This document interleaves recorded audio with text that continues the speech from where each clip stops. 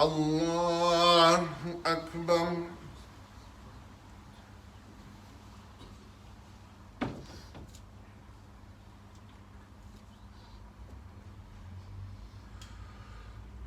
الله أكبر. الله أكبر. الله أكبر. الحمد لله رب العالمين،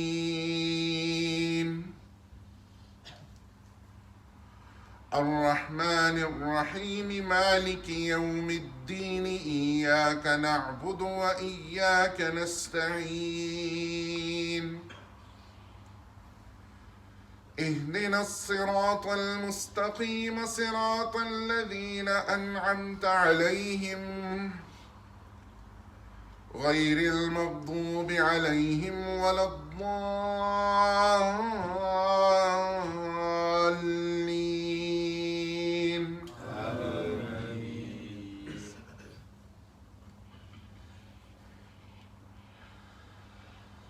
والسماء والطارق وما أدراك ما الطارق، النجم الثاقب، إن كل نفس لما عليها حافظ، فلينظر الإنسان مما خلق، خلق من ماء دافق يخرج من بين الصلب والترائب، إنه على رجعه لقادر، يوم تبلى السرائر فما له من قوة ولا ناصر، والسماء ذات الرجع والأرض ذات الصدع، إنه لقول فصل، وما هو بالهزل، إنهم يكيدون كيدا وأكيد كيدا، فمهل الكافرين أمهلهم رويدا. الله أكبر.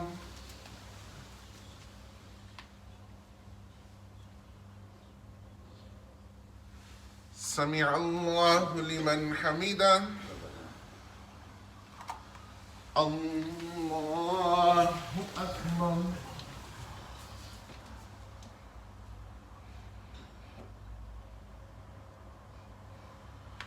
الله أكبر. الله أكبر.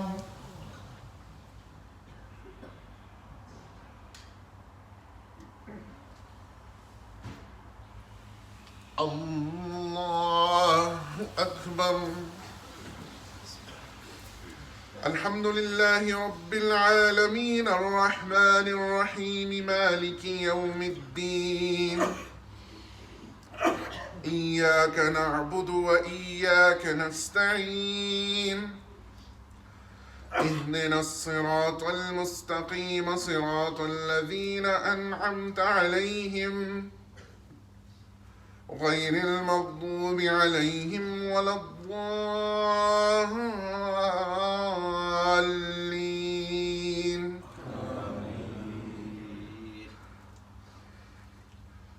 ألم نشرح لك صدرك ووضعنا عنك وزرك الذي أنقض ظهرك ورفعنا لك ذكرك، فإن مع العسر يسرا، إن مع العسر يسرا، فإذا فرغت فانصب وإلى ربك فارغب.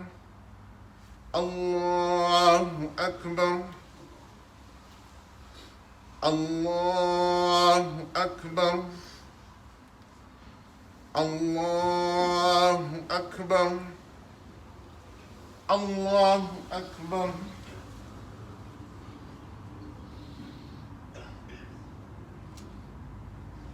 سمع الله لمن حمده.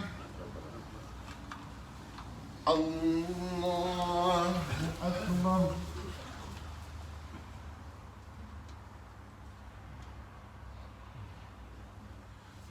الله أكبر.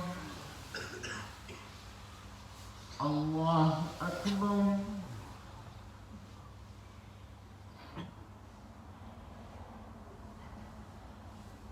الله أكبر.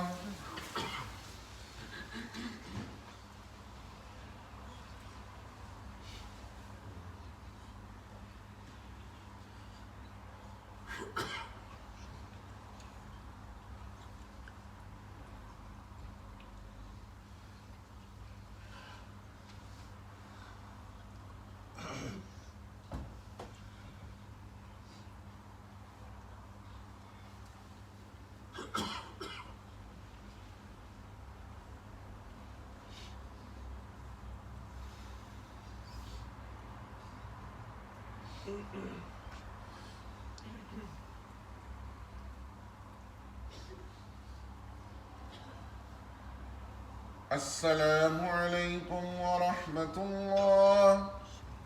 السلام عليكم ورحمة الله.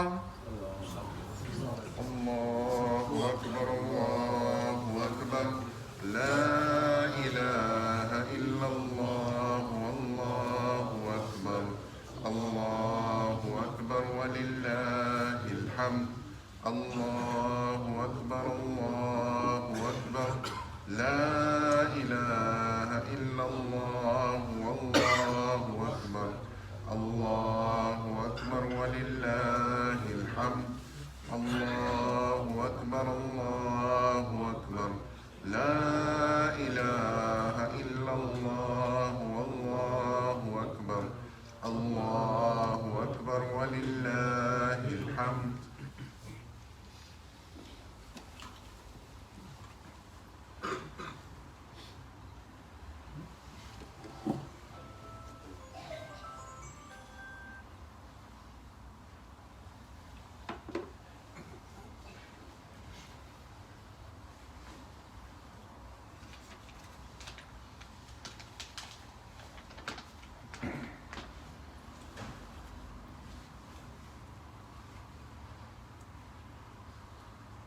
الله أكبر. الله أكبر. لا إله إلا الله. والله أكبر. الله أكبر ولله الحمد.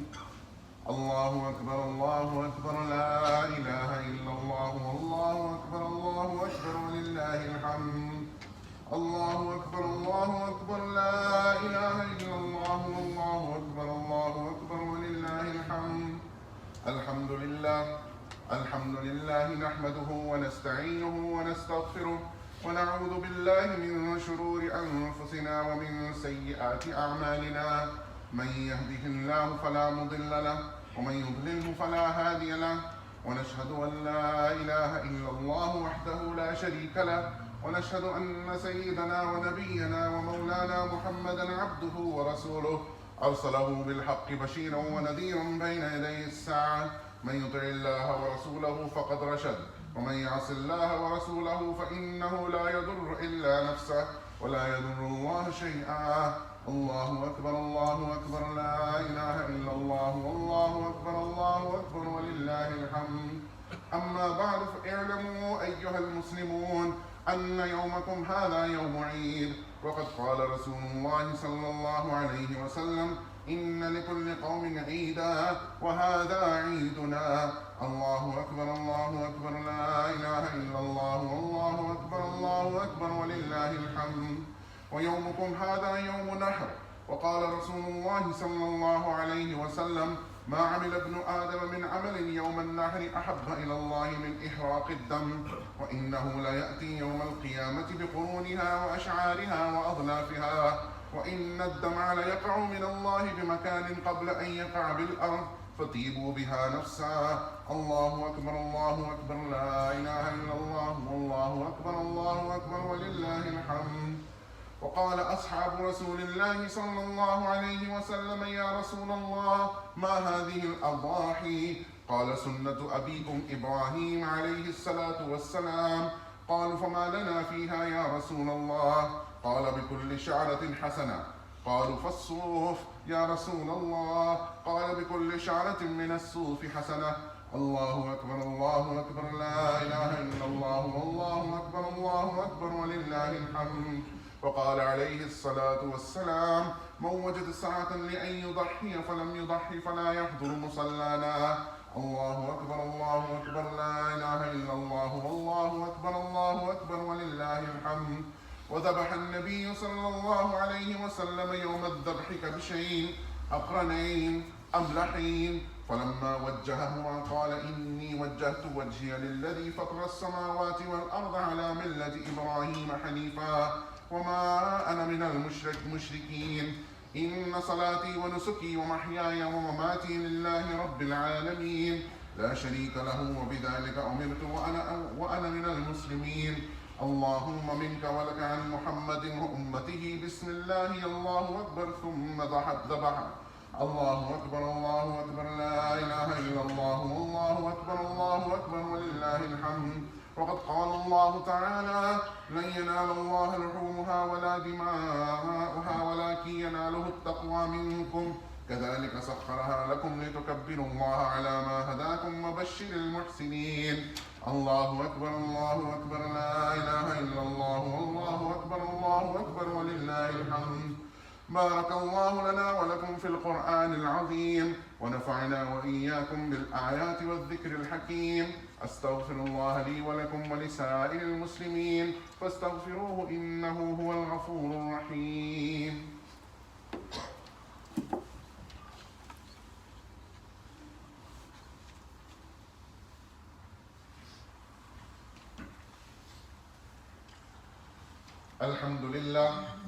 الحمد لله نحمده ونستعينه ونستغفره ونعوذ بالله من شرور أنفسنا ومن سيئات أعمالنا.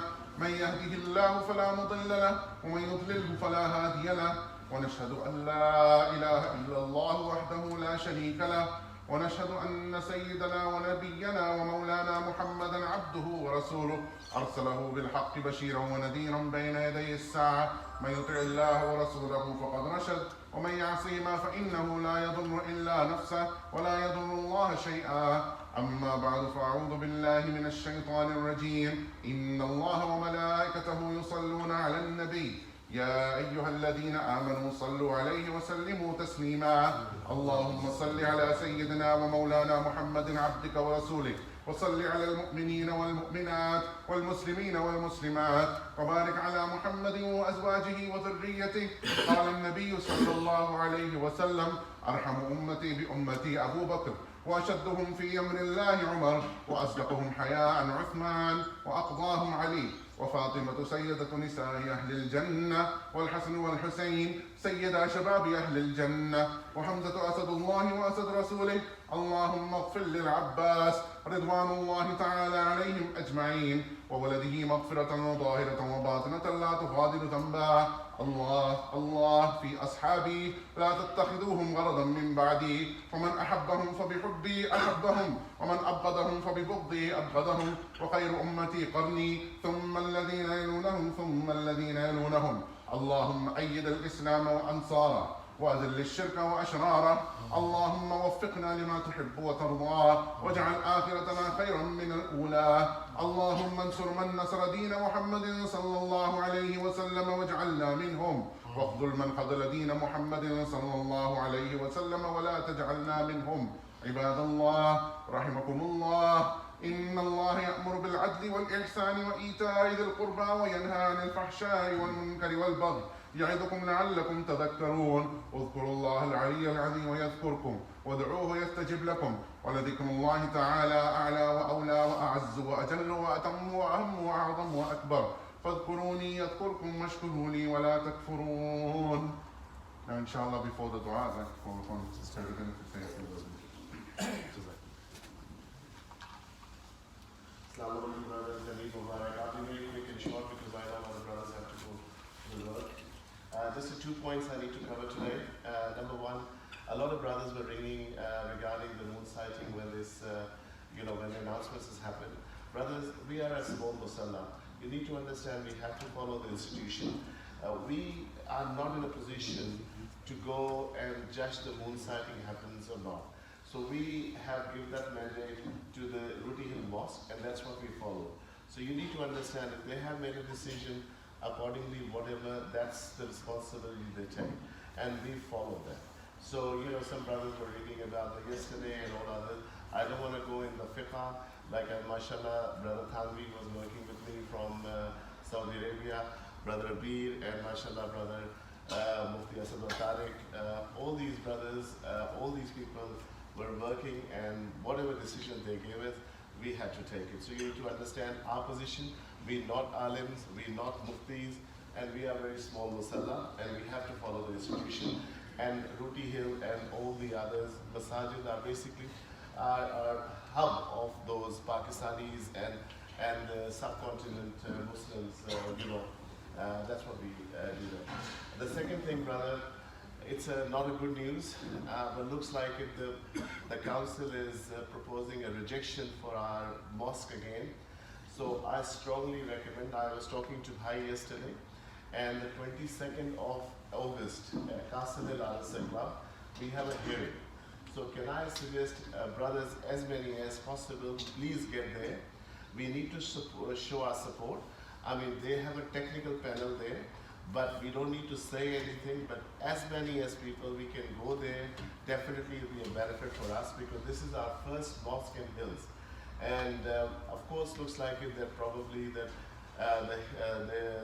Hill District Society might have to go for the court case, because at this stage, the news is there that their rejection, the proposal is rejection.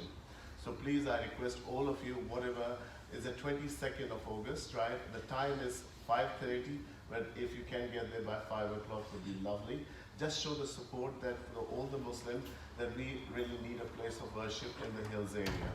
And brothers, just the tradition, the haris and zarda is available after that, so please have your breakfast with us and enjoy them.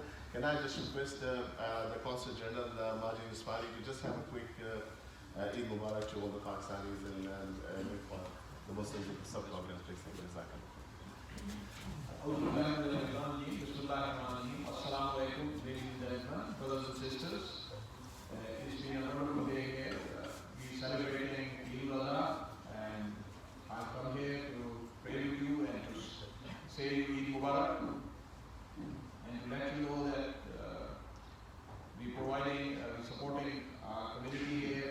The Consul General and the Consulate is improving the services, including online services we're providing at this point in time, including renewal of passports, even application for visa. You don't have to turn up to the consulate. You stay in your office, in your home, at your ease, and make an application, and you receive your visa at your doorways.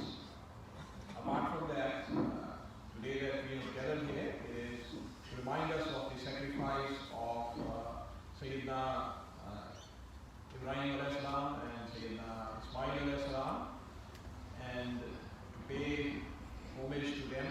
And after the Eid prayers, everybody will be sacrificing and to remember and to celebrate Eid. Apart from that, we are very close 14th of August, it is Independence Day. This time we made arrangement over the weekend. I would invite everyone to turn up at the West Panel Valley Community Center, as we have been celebrating in the past. So it's 24th of August on a weekend that we made such arrangements. Everybody is welcome. Apart from that, time 2:30 p.m. from 2:30 to 3:30 p.m. In the afternoon. Apart from that, I would like to urge each one of you to not to forget about the poor people who are living here in Australia as well as back home while celebrating Eid. Eid al-Adha Mubarak to everyone. Thank you very much. Thank you for being patient and listening to me.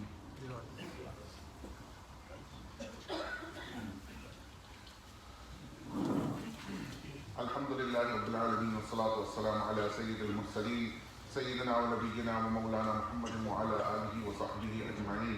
ربنا تقبل منا انك انت السميع العليم وتب علينا انك انت التواب الرحيم. اللهم أنت السلام ومنك السلام تبارك يا ذا الجلال والإكرام. اللهم أعنا على ذكرك وشكرك وحسن عبادتك. اللهم إنا نسألك الهدى والتقى والعفاف والغنى. اللهم اشف مرضانا ومرضى المسلمين وارحم موتانا وارحم موتى المؤمنين. Ya Allah, please accept all our du'as, Ya Allah. Please forgive all our sins, Ya Allah. Ya Allah, please accept our sacrifices and all our sacrifices that we do on this day, Ya Allah. Ya Allah, Ya Allah. You said the angels spread their wings of mercy, Ya Allah. Let them spread their wings of mercy on this majlis, Ya Allah. Let them look at this majlis like how we look up at the stars, Ya Allah.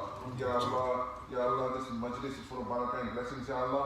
Through the barakah and blessings of this majlis, those who are suffering around the world, Ya Allah, please remove them from their sufferings, Ya Allah. Especially those Muslims that are suffering in Kashmir, in Palestine, in all other countries around the world, Ya Allah. Ya Allah, please remove them from their sufferings, Ya Allah. Remove them from their problems, Ya Allah. Through the barakah and blessing of this majlis, those that are sick and hospitalized, please grant them shifa and kamila ajila, Ya Allah. Ya Allah, those through the barakah and blessings of this majlis, Ya Allah, those that are no longer with us, Ya Allah, please fill their qabr with noor, Ya Allah.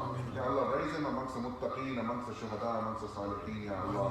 ربنا آتنا في الدنيا حسنة وفي الآخرة حسنة وقنا عذاب النار وأدخلنا الجنة مع الأبرار يا عزيز يا غفار يا رب العالمين.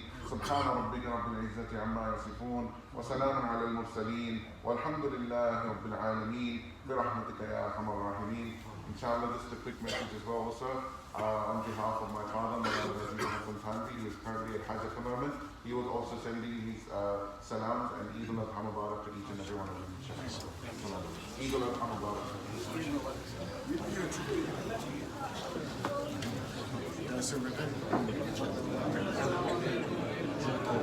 सबके बहुत खुशी माशाल्लाह you spoke and I can see the family face in it.